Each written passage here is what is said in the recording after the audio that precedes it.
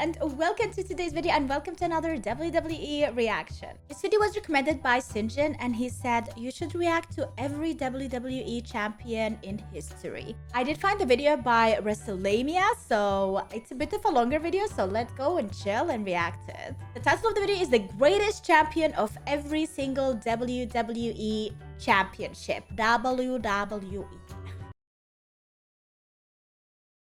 WWE has been around for decades, which means it has plenty of championship titles. However, you may not know about all the belts the promotion has during its many years entertaining the fans. Join us now as WrestleMania looks at the greatest champions of every WWE championship. Keep in mind we're only looking at the lineage of titles defended under the WWF, WWF and WWE banners. Keep in mind we're also not looking at unique championships such as John Cena's spinner belt. But enjoy the video and be sure to subscribe for more. The Canadian Championship 1985 to 1986, Dino Bravo. As we'll see, several of the titles on our list are the result of partnerships between the WWE and other promotions. In this instance, the WWE had talent sharing agreement with Montreal's Lutte International, aka International Wrestling Promotion, with the WWF billing Montreal's widely popular star Dino Bravo as the WWF Canadian Champion. The title was scrapped when the WWF ended its partnership with Lutte. Bravo was the only superstar to hold a title, which makes him the top title holder by default. The North American Heavyweight Championship 1979 to 1981, Pat Patterson. The short-lived title was held by three wrestlers, inaugural champion Ted DiBiase, Pat Patterson, and lastly, Seiji Sakaguchi. Although the North American Championship was reportedly unified in 1979, Sakaguchi captured it in Japan in 1979, defending it there until the belt was shelved in 1981. WWE Hall of Famer Pat Patterson is the wrestler largely associated with the title, particularly because he unified it with the fictitious South American Heavyweight Championship in an equally fictitious tournament in Rio de Janeiro, with the belt becoming the Intercontinental Championship. The WWF Junior Heavyweight Championship 1965 to 1985, Tatsumi Fujinami. This title largely flew under the radar for fans in North America as it was largely defended in Japan after 1978. The belt was a showcase for some of wrestling's greatest high flyers, including Tiger Mask, the Cobra, the Black Tiger, and the Dynamite Kid. However, no one excelled with the belt as much as a Japanese legend, Tatsumi Fujinami, who held the belt for an astonishing 789 days. The WWF World Martial Arts Heavyweight Championship 1978 to 1989, Antonio Inoki. This was another belt created to enhance the WWF's relationship with New Japan Pro Wrestling. Vince McMahon Sr. awarded the belt to Japanese sensation Antonio Inoki, who held the belt for 3,780 days, which makes Roman's reign look like a transitional champion. This title was in effect the WWF's way of recognizing Inoki's battles against non-wrestlers, such as his bout with Muhammad Ali and karate practitioner Willie Williams. The $1 Million Championship 1989 to 2021, Ted DiBiase. The story of the $1 Million Championship is well known to fans of the rock and wrestling era. In 1988, DiBiase attempted to buy the WWF Championship from Andre the Giant. Andre had defeated Hulk Hogan through duplicity, both literally and figuratively, leading to WWF President Jack Tunney voiding the transaction. DiBiase's subsequent failure at winning the WWF Championship led him to having made a custom belt crafted for himself. Although DiBiase is often thought of as the title's only champion, several other wrestlers have held it, including DiBiase's former bodyguard Virgil, who won it from him at the 1991 SummerSlam. DiBiase regained the belt and it was deactivated in '92 until DiBiase presented it to the ringmaster, aka Stone Cold Steve Austin. It's like, literally, I have so much money, let me just like use it to make myself my own title. Get out of here! Although like the title itself doesn't look bad, like the design. 5. Thankfully for Austin, the belt didn't last long and he moved on to his Stone Cold persona. The belt was then revived in 2010 when Ted gave it to his son Ted DiBiase Jr., only for Ted Jr. to give the belt back to his father. In 2021, the $1 Million Man revived the belt in NXT, with LA Knight winning it in a ladder match until Cameron Grimes captured it 2 months later, relinquishing the belt. While there have been several champions beside Ted DiBiase, the $1 Million Man made it famous and is forever associated with it, even though he rarely defended it. The Hardcore Championship 1998 to 2002, Crash Holly. The Attitude Era saw the debut of several new belts, including one that was initially given to Mankind as a joke, What's the Hardcore that? Championship. That looks like a The belt made for some action-packed matches on Raw and at pay-per-views as wrestlers were allowed to go extreme. However, the belt took on new life when Crash Holly announced he would defend the belt 24/7. I mean, I Holly understand added that's plenty the of design laughs and and the excitement idea, to the but belt, and it fit his personality to a T, making him the best remembered title holder. The European Championship 1997 to 2002, the Why British does Bulldog. this not exist The European anymore? Championship was contested Is in it a the tournament in Intercontinental Europe, with one Davey now? Boy Smith becoming the first champion. The Bulldog served as a strong champion, setting the tone for future champions. Regrettably, while the belt was held by prominent names such as Shawn Michaels, Triple H, Kurt Angle and Chris Jericho, Are they it European? never seemed as important as it did when the British Bulldog held it, which makes him the best wrestler to hold the belt. Okay. A close second would be D'Lo Brown with his amazing European Championship skits. The Light Heavyweight Championship 1997 to 2002, Light Dean Malenko. heavyweight. Another WWE title with a confusing lineage is the promotion's Shouldn't it Light be the Heavyweight lightweight? Championship, which Perro Aguayo captured in the confused. tournament in New Japan Pro Wrestling in 1981. However, the WWF did not recognize the belt until 1997 when it acquired the belt and crowned Taka Michinoku as its so-called first champion. Like Aguayo, Michinoku won the belt in a tournament, and this title was designed to capitalize on the fans' growing interest in cruiserweight/light heavyweight wrestlers. X-Pac was the last champion when the title was retired in 2002. The superstars, including the inaugural champion Taka Michinoku, as well as Dwayne Gill, aka Gilbert, and Christian, had lengthy reigns as champions, but the man who represented the belt best was Dean Malenko, who helped elevate the title much as he did the Cruiserweight Championship in WCW. The Cruiserweight Championship 2000. I mean, like, honestly, I would love to have heavyweight championship, but as well a lightweight one, because there's so many wrestlers who don't look heavyweight at all, but they are going for the heavyweight title. And I'm like, why don't they just make a lightweight title as well? And then we see a bit of smaller wrestlers or, lightweight wrestlers fight for it. To 2007, Gregory Helms.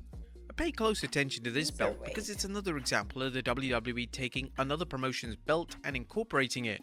The WWE acquired the Cruiserweight Championship from WCW when it bought the promotion, as WCW launched the title in '96 after retiring its Light Heavyweight Championship. Although the WWE treats WCW's two titles as one and the same, WCW didn't. Regardless, they used the belt to showcase its abundant roster of cruiserweights, giving them something to do other than get squashed by bigger wrestlers. Like many of the titles here, there were many outstanding champions, but none as exceptional as Gregory Helms, aka the Hurricane. While Helms didn't parlay the title into bigger things such as a World Heavyweight Championship, he was a reliable and entertaining star whose reigns demonstrated an ability to work with any opponent, whether Helms was a superhero or a villain. The greatest Royal Rumble champion 2008, Braun Strowman. Braun Strowman is the one and only greatest Royal Rumble champion winner, winning the 50-man greatest Royal Rumble match in Saudi Arabia for the trophy and champion. Wait a minute. So they actually made up a whole title for Saudi Arabia. It is even green. It has palm trees. It has like the sun. Okay, fine. Now Braun has never defended the belt, so it must by default have deactivated the same night. However, if it wasn't, Braun would now have held the title for over 1,800 days. Yeah, like... And they talk about... What did they do with it? Just presented it and he has the title and now it's sitting in his basement? Do something with it! Roman Reigns' 1,000-day reign. The NXT Cruiserweight Championship 2016 to 2022, El Hijo del Fantasma / Santos Escobar. NXT did its best to give its cruiserweights a chance to shine, with the title debuting in 2016 and continuing until it was unified with the North American Championship in 2022. Escobar used the title to make a name for himself, distinguishing himself from previous champions and launching himself into the main roster. The NXT North American Championship 2018 to present, Johnny Gargano. Triple H is more than the game, as he's also a student of the game, and as such, he added the Classic Championship to the North American Championship to NXT. The belt quickly became a stepping stone for bigger things, including the NXT Championship. And no one comes close to Johnny Gargano, who held the title 3 different times, but also captured the NXT Championship and became NXT's first Triple Crown winner. Johnny Wrestling indeed. The NXT UK Heritage Cup 2020 to present, Noam Dar. NXT UK's adoption of special rules for its secondary title, the Heritage Cup, provides an instant stipulation match as wrestlers compete in up to 6 3-minute rounds with the goal of scoring 2 wins by pinfall, submission, or countout. This looks like a cup from Hogwarts. Like Harry Potter representing this to you. What the hell? This looks epic. The man who stood out the most as champion has to be Noam Dar, who's held the title twice. The belt is now defended on NXT following the WWE's decision to close NXT UK and launch NXT Europe. The 24/7 Championship 2019 to 2022 R-Truth. Mick Foley unveiled a 24/7 Championship during an episode of Raw, announcing the title could be competed for at any time as long as a WWE official was present. This modern take on the Hardcore Championship was reportedly suggested to the WWE by executives from the USA Network who were worried about Raw's dismal Hour 3 ratings. The title seemed like a dud until R-Truth made it his own, using it as a prop for some of WWE's funniest segments at the time. Although 57 people have held a belt at one time or another, R-Truth's efforts to keep the concept fresh, not to mention his 53 reigns, make him the best 24/7 champion. The WWF International Tag Team Championship, that guy had, 1969 to 1972 and revived in 1985, the Mongols. This title was introduced after the WWF deactivated its US Tag Team Championship and existed for 3 years until they introduced its World Tag Team Championship. Less than 10 names held a championship, with the Mongols standing out for being two-time champions with a combined reign of 501 days. The belt was briefly revived in 1985 when Kengo Kimura and Tatsumi Fujinami defeated Adrian Adonis and Dick Murdoch to capture the belts, holding them until the titles were scrapped later that year. The WWF Tag Team Championship 1971 to 2010 Demolition. Many outstanding teams held the WWF Tag Team Championships dating back to its debut in 1971, including multiple-time champions such as the Strongbow Brothers, the Moondogs, Mr. Fuji and Mr. Sato, and of course Alpha and Sika, aka the Wild Samoans. Later teams such as the US Express, the Hart Foundation, and the British Bulldogs stood out, especially in light of how many great teams competed during the mid to late 80s.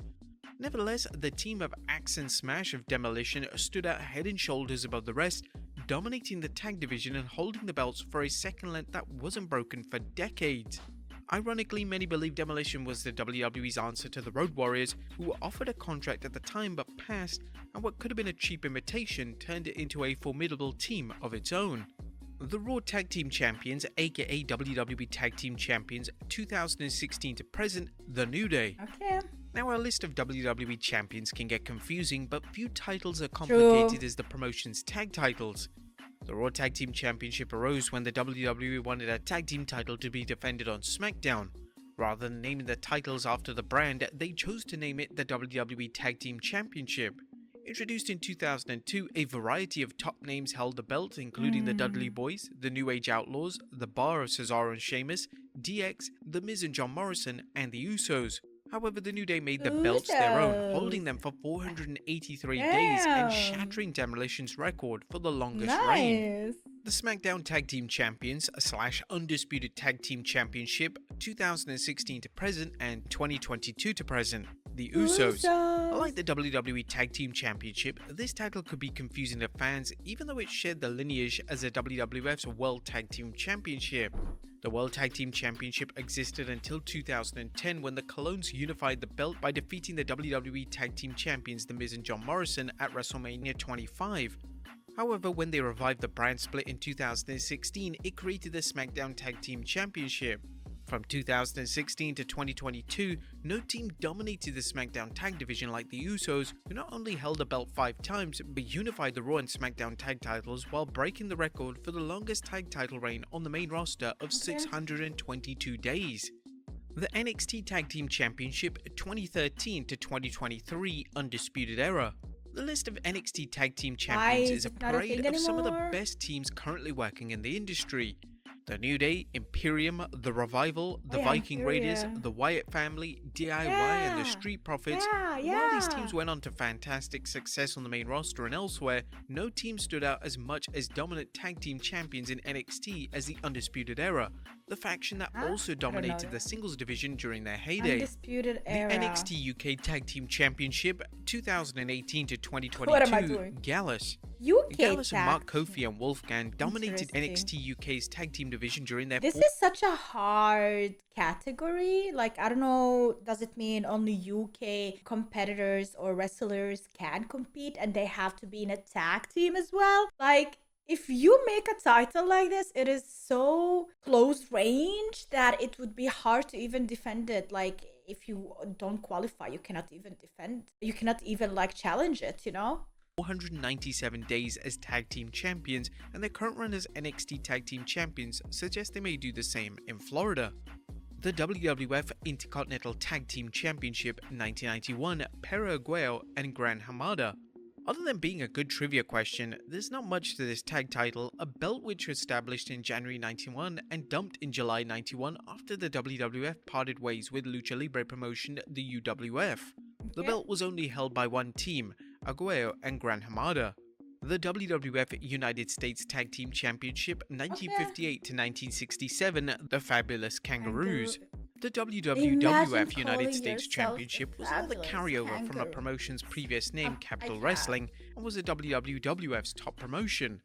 Many legendary tag teams held the belt during its run, including the Bastion Brothers, the Golden Grahams, the Tolo Brothers, but no team matches the Fabulous Kangaroos. The legendary tandem, often credited with popularizing tag team wrestling, this belt was retired in 1967 after WWF champion Bruno Sammartino and Spiro Orion won the belts, as a world champion could not hold two titles at the same time. Maybe that's something that WWE should adopt to today's product. The WWF Women's Tag Team Championship 1983 to 1989, Princess Victoria and Velvet McIntyre. Women's wrestling in the WWF enjoyed a brief resurgence in popularity thanks to Wendy Richter's run. A lesser-known title was the Women's Tag title, which was previously known as the NWA Women's Tag Team Championship until the WWF acquired the belt. The title was defended from 83 to 89 until the WWF deactivated it.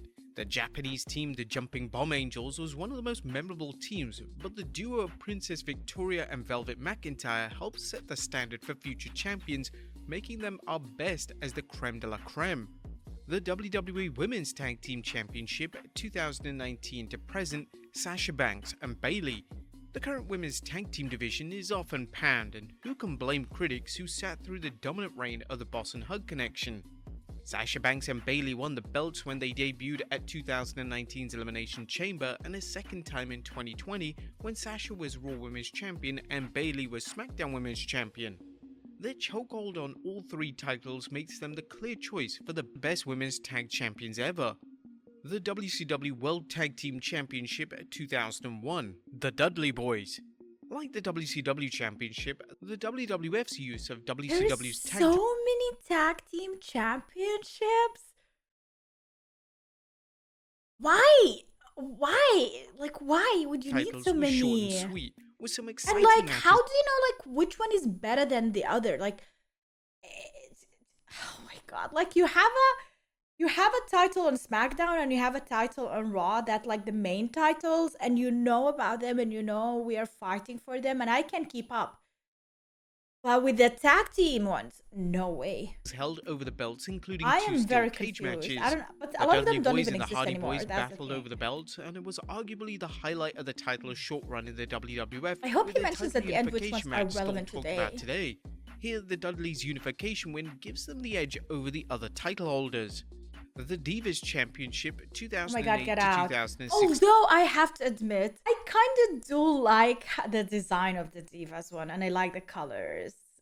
Not that much. It could be improved, but the idea is there, and I don't think it was that bad. But I think calling it the Divas one and like kind of demeaning, you know, I don't know why it feels kind of demeaning. It feels kind of unserious. Maybe that's why, but I don't know. It's kind of cute. It's cute, yeah. AJ Lee. SmackDown General Manager AJ, Vicky I Guerrero wish he unleashed comes this title back, on you unsuspecting guys. fans as the Blue Brand's own Women's Championship. Unfortunately, the belt became the WWE's only Women's Championship, with the caliber of women wrestlers going downhill.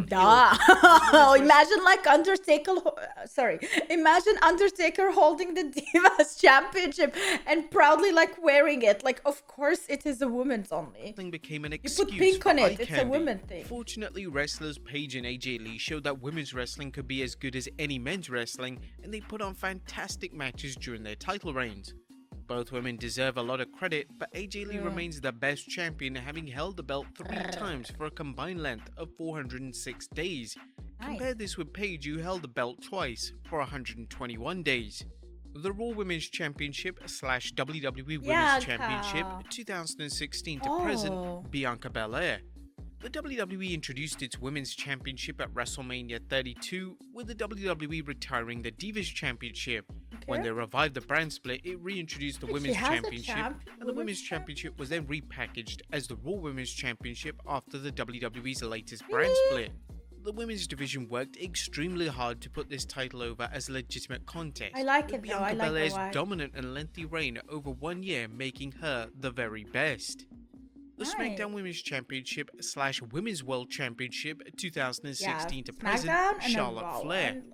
Now, Charlotte Flair may not always receive support from the WWE Universe, but her wrestling credentials and pedigree helped her become Women's Champion 14 times, including 7 as SmackDown Women's Champion. Oh my god, While two-time champion Bayley held the belt for a combined 519 days, Charlotte's reigns have been more memorable and often involved higher stakes, such as a WrestleMania 35 bout against Ronda Rousey and Becky Lynch. The NXT Women's Championship 2013 to present, Asuka. So many talented female performers used the NXT Women's Championship to show they had everything it takes to succeed on the main roster. Recall past champions such as Paige, Sasha Banks, Charlotte Flair, Bayley, Rhea Ripley and Shayna Baszler, and fans will be challenged to pick the person who represents the elite of the elite. However, Asuka gets our vote due to her holding the title a record-long 510 days, a reign that only ended when the Empress of Tomorrow broke her collarbone. The NXT UK Women's Championship 2018 to 2021, Miko Satomura. Rhea Ripley got things moving when she became the first NXT UK champion. However, as talented as Ripley was from this era, she wasn't the Rhea Ripley that is so dominant today. Compare Ripley's 139-day reign to Toni Storm's 231-day reign, and you'll see the champions that fared better. However, the brand's final champion, Miko Satomura, proved to be the best, holding the belt for 451 days until the title was unified by NXT Women's Champion Mandy Rose. The WWE Women's Champion 1984 to 2010, Trish Stratus. The WWF introduced a Women's Championship in '84 when the Fabulous Moolah joined the promotion. At the time, Moolah was the NWA Women's Champion and held the rights to the title, which led the WWF appropriating its company's women's title.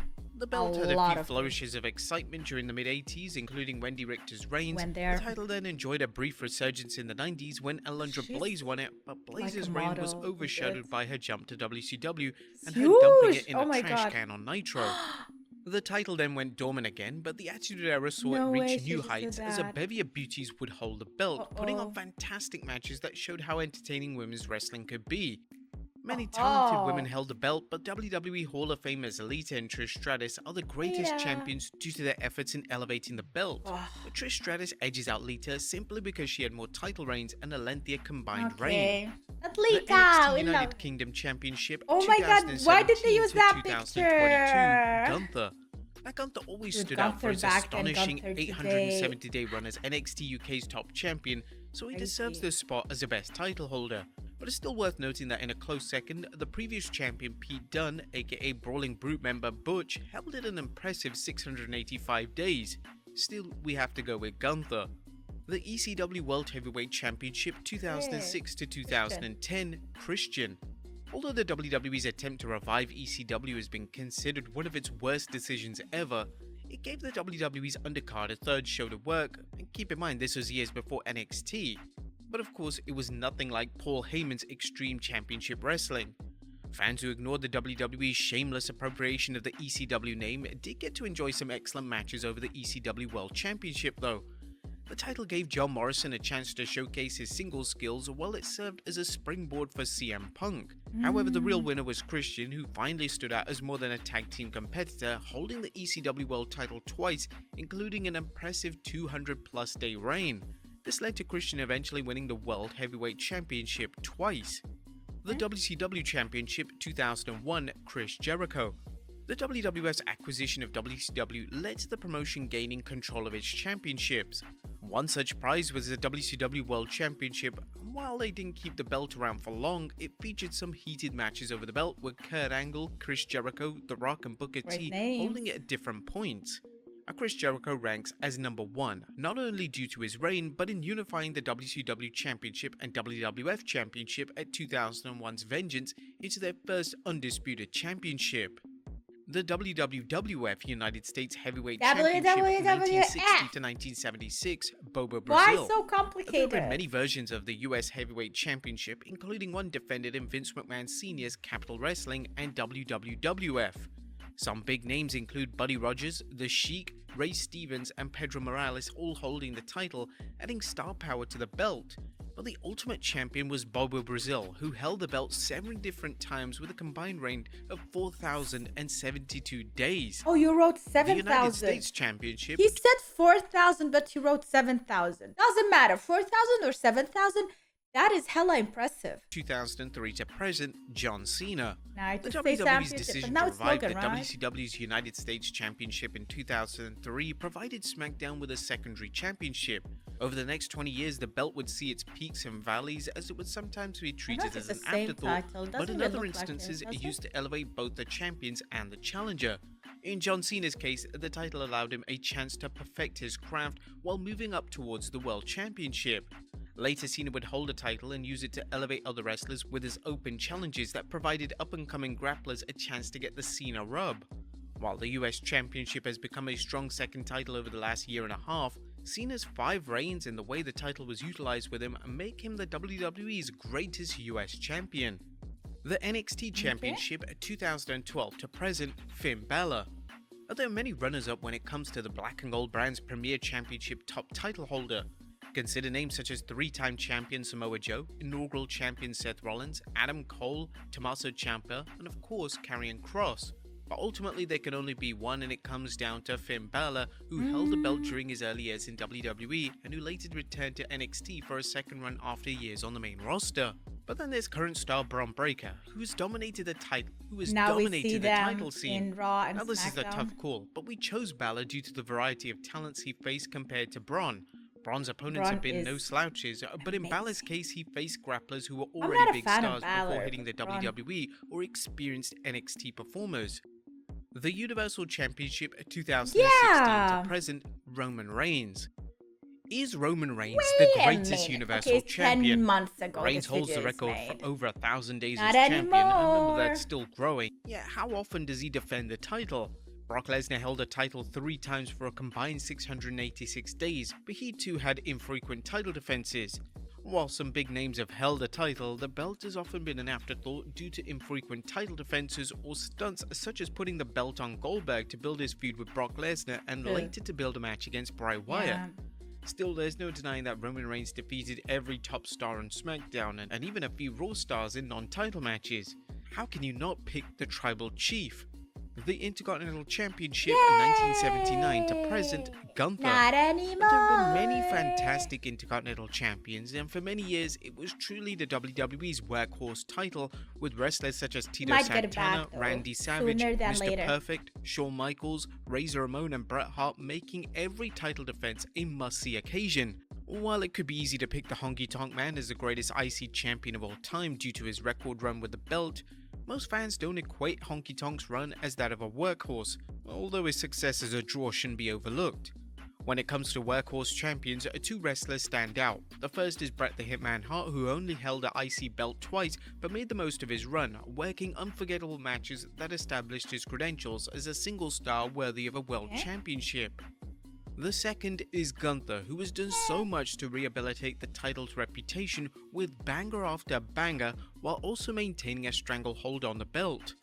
As good as Bret's run was, we feel that Gunther's IC title run is just the beginning and it can't be touched. he will most certainly break the Honky Tonk Man's record.